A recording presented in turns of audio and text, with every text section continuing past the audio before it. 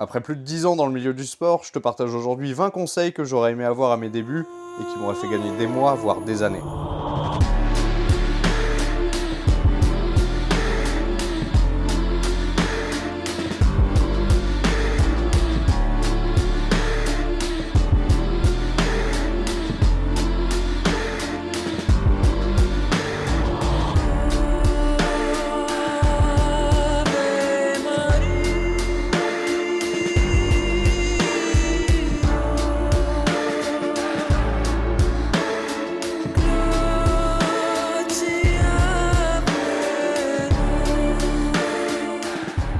Conseil numéro 1, va t'entraîner. Même quand t'as pas envie, même quand t'as pas la motivation, dans tous les cas, elle va forcément disparaître. Mais ces jours-là, ok, c'est peut-être les plus durs, mais c'est surtout ceux qui vont bien forger ton physique. Conseil numéro 2, t'as pas besoin de vivre à la salle. 3 à 4 séances par semaine, ça suffit largement. Mais à une seule condition, tu donnes tout et avec le plus d'intensité possible. Numéro 3, en musculation, il n'y a personne qui fera le travail à ta place. C'est toi contre toi-même, coupe ton cerveau, repousse tes limites et recommence à chaque séance.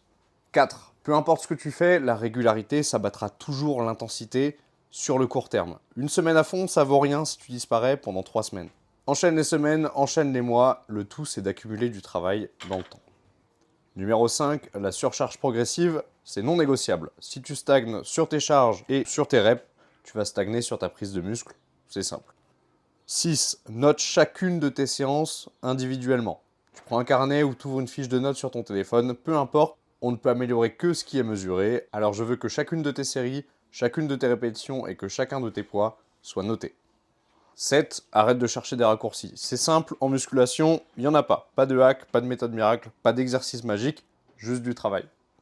Numéro 8. Tu prendras du muscle forcément très lentement. Mange un tout petit peu au-dessus de ta maintenance et sois patient. Tu ne prendras pas 7 kg de muscle en 3 mois, c'est tout simplement pas possible.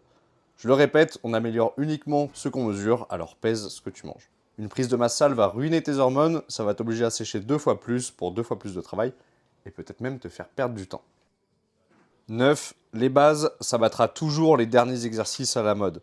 Fais ce que les anciens faisaient, ça marchait très bien, ça marchera toujours. Comme on dit, on change pas une équipe qui gagne.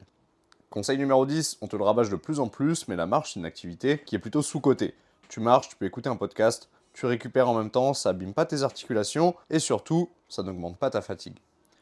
11. Tu cherches à être fort et esthétique en même temps, ça tombe bien, les deux vont ensemble. Tu veux un look sec, dense et dessiné, sois plus fort dans des séries entre 5 et 15 reps, et ce sera très bien. Conseil numéro 12, arrête de sauter de programme en programme, reste sur la même méthode au moins un an. C'est pas que tu progresses pas en ce moment, c'est juste que tu ne restes pas focus assez longtemps sur une seule méthode. 13, sécher c'est vraiment très simple, mange de vrais aliments le moins transformés possible, augmente un tout petit peu ta dépense, c'est pas plus compliqué que ça.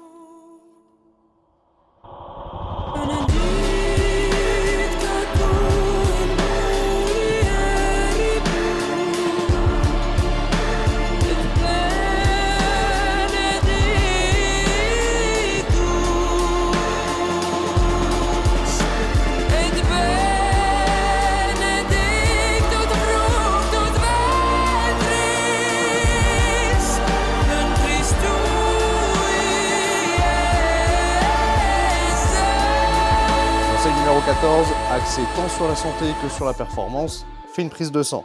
Si tu as vraiment envie d'optimiser ta pratique, il n'y a pas de secret. Comme je te l'ai dit, on peut améliorer uniquement ce qu'on contrôle.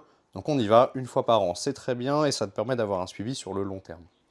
Numéro 15, on revient sur la partie nutrition, mets en priorité des protéines dans tes repas. Est-ce que tu manges au moins 2 grammes de protéines par kilo de poids de corps? C'est la question que je te pose. Si c'est pas le cas, je me répète, on pèse, on contrôle et on ajuste s'il y a besoin. Parce que les protéines, c'est ce qui va soutenir ta progression et améliorer ta récupération, même si évidemment on ne néglige aucun des macronutriments. Conseil numéro 16, on va faire simple, tu l'as vu dans la vidéo, entraîne tes jambes. Numéro 17, le travail bat la génétique, en tout cas avec le temps. T'as peut-être une génétique de malade, mais si t'es jamais constant et que tu mets pas l'intensité relative, tu le seras jamais. Conseil numéro 18, si tu veux le meilleur booster de performance, je te le donne, c'est le sommeil. Aucun complément ne vaut 8 heures de sommeil réparateur. Optimise ton sommeil et tu verras tout de suite la différence, je te le garantis. 19, évidemment fallait venir, ton entourage compte énormément. Si tu es entouré de gens qui mangent mal et qui ne s'entraînent pas, c'est fort probable que tu te fasses influencer. Alors protège tes standards, soit avec des gens qui te tirent vers le haut, même si c'est en ligne avec des comptes comme le mien par exemple.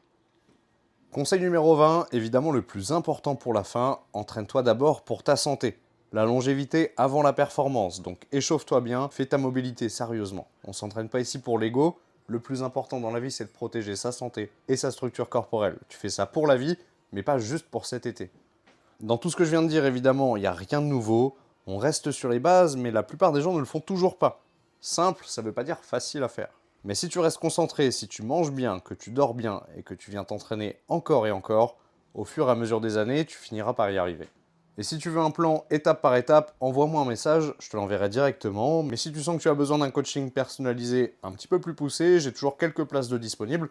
Il suffit de cliquer sur le lien dans la description pour qu'on en discute tous les deux. N'hésite pas à me laisser un commentaire et aussi à t'abonner, ça me permet de me soutenir énormément. D'autant plus que c'est mes débuts, j'attends tes retours évidemment avec impatience. Et moi je te dis à la prochaine vidéo. Ciao!